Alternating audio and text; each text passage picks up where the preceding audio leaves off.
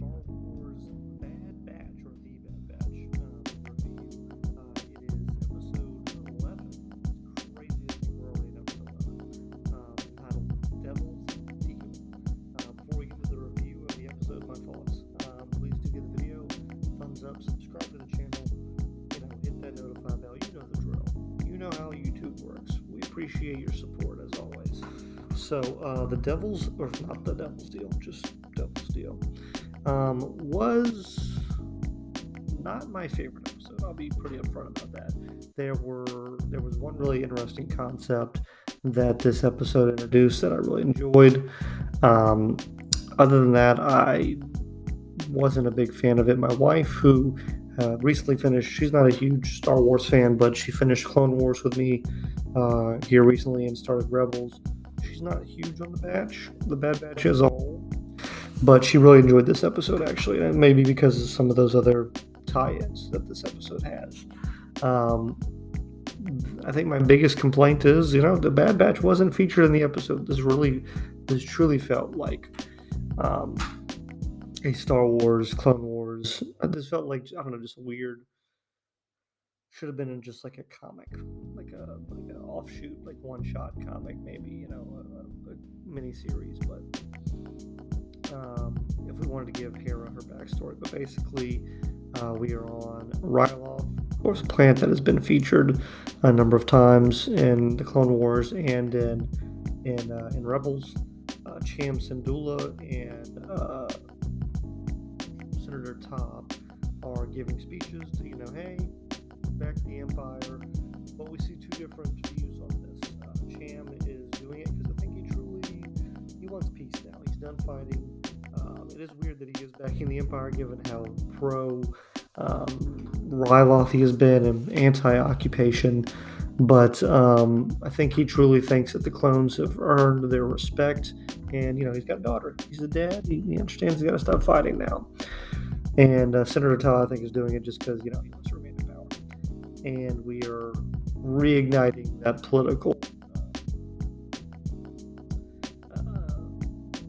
issue between the two of them, their rivalry. So Senator Todd is repeatedly throughout the episode blaming Cham for potential guerrilla insurgent actions against the Empire, which people close to him are doing. I think it's Gobi, I want to say, who is Hera's uncle, and Hera herself. Yes, a very young Hera in this episode. And for the first time, we meet her mother, Cham's wife. They're engaging like some gun running and some other things of that nature. Cham is not involved and specifically says not to do it. So, and I guess we should say that the Empire has put I think it's dualium mine on Ryloth, which is apparently one of the materials used in the construction of the Death Star. So Ryloth, it looks like it's going to be a planet that is directly involved in the creation of the Death Star from its resources. Hera ends up going off with her uncle, sneaking off, and after she is given a pass, I'm holding off on Hauser because we'll get to him in a little bit, but basically she goes with her uncle, again I think it's Gobi, to buy some weapons because they're all turned in from the other Twi'leks. Cham, that's what the big speech at the beginning was about turning over their weapons. They meet the Bad Batch, who are transporting the weapons for them.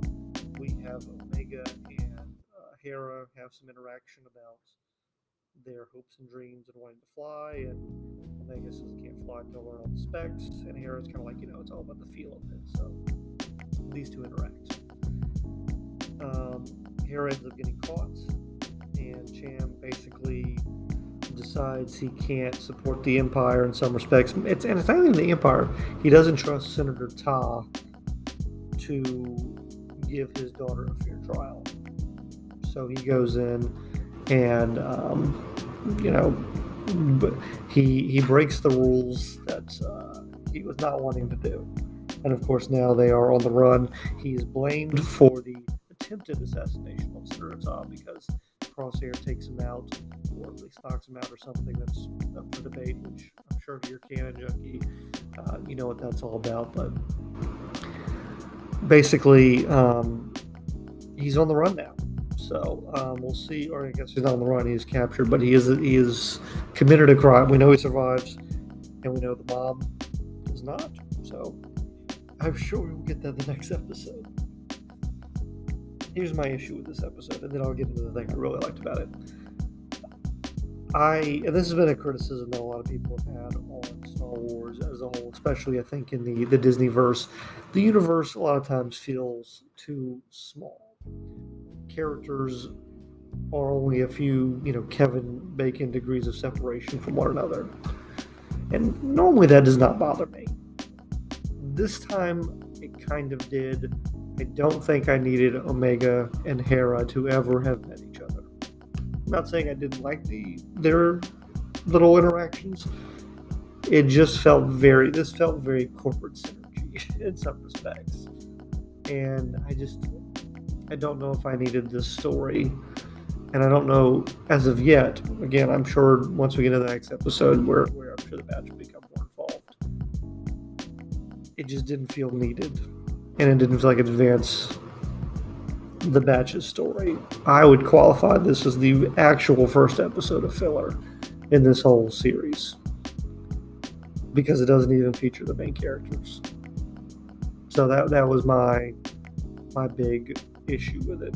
And I like Hera. Love Hera. Love Cham. They're great characters. Just, when I'm turning into the Bad Batch, I want to be the Bad Batch. So. But the most interesting part of this episode, I believe it's Captain Hauser, is a clone who is on Ryloth. And you immediately pick up that something is different about him. He has painted armor. He takes his helmet off. He's talking like clones in the Clone Wars talked. He is, in some way, form or fashion, not impacted by Order 66. I don't know how anyone has not picked up on this. I don't know if he was activated and became deactivated, never became activated. I don't know, but just seeing a clone who is acting like we knew the clones to act in the Clone Wars and not the Order 66, inhibitor chip. In this world, because of what we've seen now with Crosshair and Wrecker and everything else, was fascinating.